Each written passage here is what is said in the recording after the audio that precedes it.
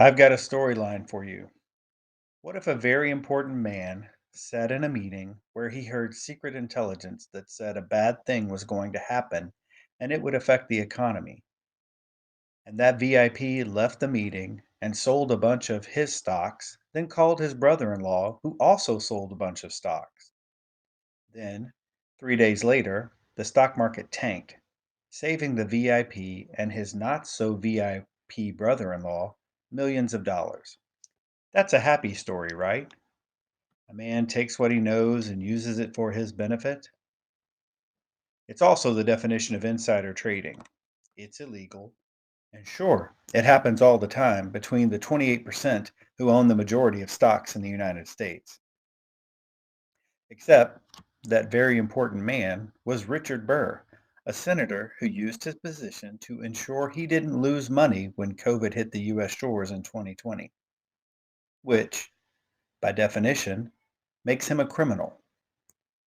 If I wrote about it in a science fiction story, people would say it wasn't real, that senators have the people's best interests at heart.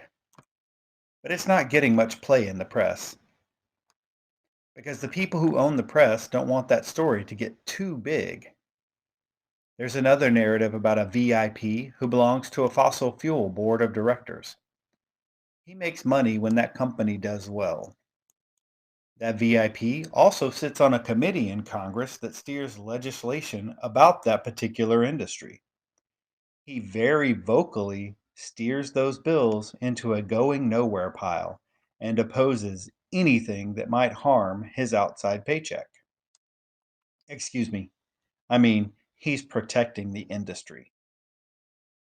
But his direct actions make prices for every American outside of that company's executives and board of directors go up.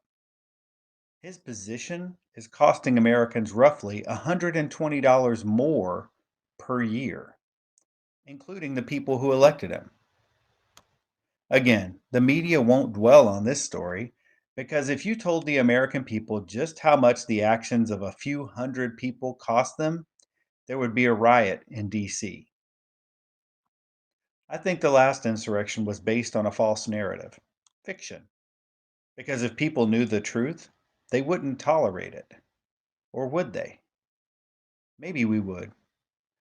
Someone told me term limits would work because the VIPs wouldn't have time to get entrenched and learn how to fleece millions of dollars from lobbyists and steal from the American people. But I think they would. Their 2 years would be so focused on building a golden parachute when they left that the levels of corruption and graft would pale in comparison. People know that politicians are crooks. They can prove it. They just don't care. Or they don't care enough to do anything about it. In a year, a wave of voters will put a few more Republicans in Congress. This takes the majority away from Democrats. One would think that a Democratic Congress, under a Democratic president, with a plan that 80% of Americans approve, would pass with no problem. But the VIP who gets paid by the coal industry and doesn't want anything to happen because it would impact his paycheck, the one paid to him by being on the board of directors to a coal company, when Republicans win back Congress in 22, they won't pass anything either.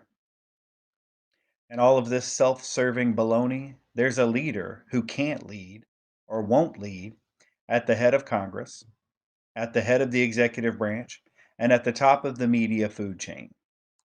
I guess my question is why? Why are we so focused on how we look to the world that we aren't 100% paying attention to the American people? A good leader would make a stand. A great leader would make a change. But I fear we have none. No, I know we have none. And it is our fault. Because our choices are so limited in who we can choose. If it's one or the other, Democrat or Republican, there are no winners. Just us losing over and over again. Which is why we need to immediately switch to blockchain technology for voting. It's open, transparent, and safe. We need to move taxes and oversight into the blockchain. That way, you can see who owns your VIPs and know who they work for. It isn't you. I happen to be a fan of the future, one where politicians and the media have less control and everything is closer to open source than at any other time in history. I also have a fear that Burr and Munchen and men like them are going to try to box up this genie and control it. Because, like fungus, they thrive in the dark. Maybe it's just better to write a piece of science fiction and use their names. Then at least we could say, thank God it's only made up. It would never happen in real life.